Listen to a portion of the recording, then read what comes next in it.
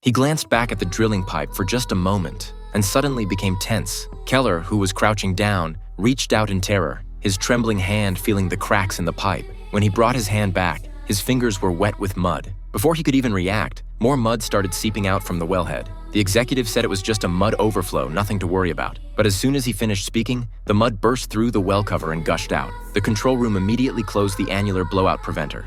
As the valve in the pipe closed, the mud surging up from behind was instantly choked off. At this point, everyone on the platform was in a panic, evacuating. Keller, who had been blown away, got up and quickly asked the control room what to do.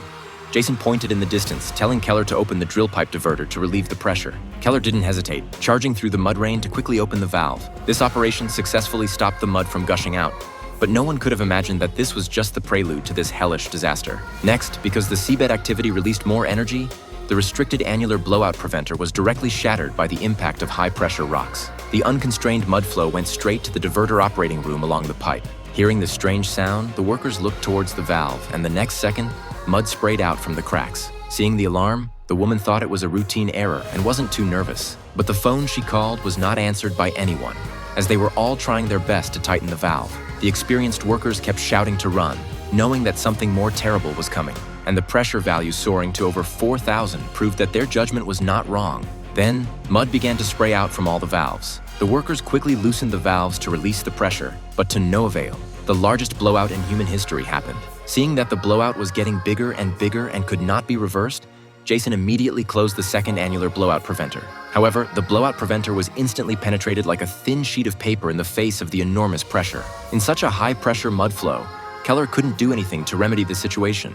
After several attempts, he found that the high-speed water flow was like a wall, and at the same time, the rocks brought out from the seabed were shooting in all directions like bullets. Seeing this, Jason quickly called for Keller to leave the scene.